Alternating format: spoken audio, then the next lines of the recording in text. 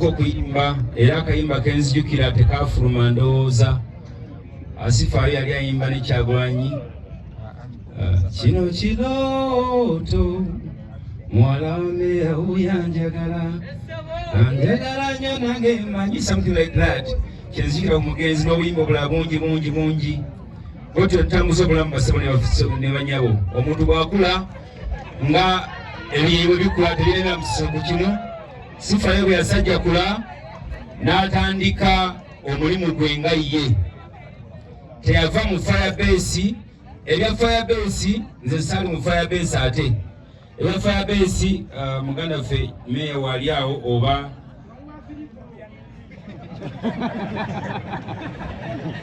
mikwe najja bibabuulira naye ku bya family Sifaayo n'afuka dda muganda waffe era mama waffe yafa mama waffe azaala Sifaayo ali wano be baakaaba be baatubudaabudanga nga mama waffe afudde era tumuyita maama eno family yaffe ddala tweyanza nnyo Mukama obudde bwawadde Sifaayo kuba buli omu alina deeti ye era twabaza nnyo obudde bwawadde family eyaffe tatuswaziza tatuwemukiranga definitely naffe tuwanagana lusinkana ne chairman Nyanzi nga ndiddeko empuuta naye tekitegeeza nti no tuba tukoze kutya twawukanye Sifaayo agenze asigadde muganda waffe era tubali twogeramu wano nti tunaakola tutya kuba tebatulaga ku mwana wa Sifaayo ate tetwagala omuntu agete nti ayina omwana wa Sifaayo ng'omwana si wuwe tubazeebazeemu nti bw'okwata n'ogaa nti nja kuweera omwana wa Sifaayo bajja kuwayo ssente wano abantu bayinza okwekuŋŋaanya ogenda okebera DNA nga wayise emyaka 5 omwana siwaani siwazuulibwawo omwana wa Sifaayo yenna azze ffe contribution yaffe ejja kuba buli mwaka paka myaka 5 alisti nga tuwayo akakadde wano obusomi senga omwana wa Sifaayo yenna akola ki era bwebanga oli mukyala oba akulise n'olubuto oba yakuzaalamu n'ebitabuka omwana n'omugaba awalala waliwo enkola eya sayansi esobola okuyamba netubanga tulaba Sifaayo mu kifaananyi ekyo n'ebigambo ebyo Ssaabasajja Kabaka awangale mbadde nsaba Mikwaini abeeko kyabagamba ku bya Firebase naye Nyanzi wa Firebase kati Nyanzi engeri gyali mukulu wange saagala ate tutandika olutalo lwa kika nga tugenze eyo nti muganye okwogera kati mbadde nsaba ono omuto asooke atuule ebya Firebase ate chairman naye atubuulire byalaba ffe byetalaba era Firebase bweba eyogera twagala Meya Nubian ogasimagane n'abantu obanyonyola biki ebyaliwo biki bye mwakola na biki bye twakola ki mwebalinyebabatendala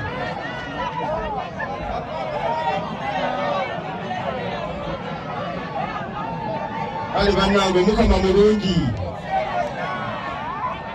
mulungi ekiseera kyonna namukire Katonda engalo ez'amaanyi bagamba ne bassebo kakati nno munnange yawe tugenda kutuula mu lukiko lwa famire olwaleero ompito kya Nyanzi nze baaba Nyanzi oba baaba Fred bw'oba otidde empita chairman ngenkolayo kale banyama ne bassebo olwaleero luno ekisookera ddala lunaku lukulu nnyo ku bintu bye ndaba wano olwaleero Master Parrot oba Sifaayo akuŋŋanyiza abantu bonna ab'endowooza ez'enjawulo ne tubeera wano ekyo mukikubireko mu ngalo ate n'ekirala Kyagulanyi alina oluyimba lwe yayimba olw'ekirooto ng'alaba ensi yonna eno etereekedde nga tewali kusika mu ggwanga ffenna tukola ki nga ne Katonda akola ki amwenya ekifaananyi kino mwe abasajja bato abayimbi ba artists mwandituyambye ne mukola omulimu nga kunabukola bwabagambye ne mukomyawo ekifaananyi ky'eggwanga lyaffe ekituufu ebigambo byange bigenda kuba bitono nnyo kubanga ebisinga babyogedde njagala okutwala akaseera kano okusaasira muto wange ate pulezidenti w'ekibiina kyaffe ekya National Unity Platform Robert Kyagulanyi Ssentamu okumusaasira okugibwako muganda we yali mukwano gwe n'afuukira dda muganda we. Nze bwe byatandika naliwo era mbyogerako ng'eyaliwo. Ebiseera ebyo nga nnyaffe akyaliwo. Robert ng'asoma ekittante yeekala nnyo ebyokuyimba. Omanyi wano tebabagamba nti nze natandika okuyimba ewaka nze natandikayo okuyimba nenkola ekibiina kye bayitanga Fredo Disco Dance nga kikola eggomba ne Kampala naye n'embita bo ne bakola ki era ebyuma byange ebyasooka yawe yabitwala n'angatiriza bwamplifier we twalina maama n'amugulira ennanga naye neyeegulira endongo n'atandika n'agenda mu ebonizeeyo n'atandika okutetenkanya obulamu. Nze nenkwatagana n'obukulembeze mu kitundu nenfuka kiyamani w'ekitundu ekyo naye bajja bangobera bwe nava mu kuyimba ne bayingira okuyimba kati ebyobufuzi ngenda bivaamu nabo baze mu ki ebyobufuzi era nebaza Katonda bayimbye bulungi ne banga batukuŋŋaanya ne bafuna emikwano ne batereka n'abayimbi ne tufuna Dream Studio mu kiseera kyekimu ne bajja mu bukulembeze ne tufuna President mulamba owa Uganda. So life yaffe bwetyo wetambudde. Master Paul tubamala okwegatta ku Kyagulanyi nga basoma ekittante mbasanga ne babanga very stubborn. Kati Master Paul weyatwegattako yafuuka muganda waffe mwana waka. Maama yatuuka ekiseera nga tekyasobola bakuba ng'ampita nti Fred nyamba onkubira abaana bano bakoze omusango. Kale natekinga federal role mu kiseera ekyo nga ngezaako okutetenkanya abasajja abo. Kye nali njagala ennyo nga nyabasome babalize okusoma era bwe nagendanga ne sibasangayo ng'embooko ekaaba. Naye ebiseera ebyo balina erinnya lye bantuuma nga bantuuma Diiki nga simanyi lwaki nga bagamba nti nze Diiki. Era olumu Bobi yayitasuzeewo nenzija nga yakomye okumakya Master Paul n'ayimirira ku nsonda y'ennyumba n'agamba gwe Bobi Diiki. Naye saamanya oluvannyuma ennyo bwe tumala okweyongerayo mu maaso n'obulamu Bobi namubuuza lwaki mwantuma erinnya eryo siryagala. Twakutuma dictator. Twalinga tusalako sale musajja gwe ng'otuyitiriddeko nnyo.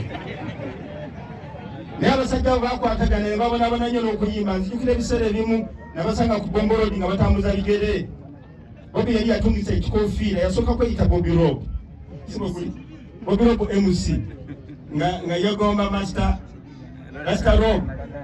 n'erinnya n'alikyusa. Ensonga lwaki yateeka ekigambo kya wayini nze nagimanye naye sijja gibagamba. Naye obulamu bwatambula batandika okutetenkanya. Bobi bwakuba akagoma ka Lubendera yatandika okwetimba akagoma teyafunirawo ssente. Naye olumu basanga ku Bombo Road batambuzanga bigero okuva Kasibuukira wansi eri mu Kisenyi paka Kamwokya. Ne mbabuuza leero nga mutambudde lwe mba ninamu ne mbokyayo. Naye Master Paul yalinga fani ng'agamba chairman ffe okutambula tetukulinako buzibu. Kye tukola engatto ya Bobi yekoonanga base yange nekoona studio ne tutambula ne tugenda nga tuyiye ennyimba. Master Paul yalinga very funny ebigambo ebyo sibyerabira. Naye ekyenjawulo lwaki omusajja oyo atukuŋŋaanyiza wano kyabadde omusajja oyo ekisooka yalinga loyo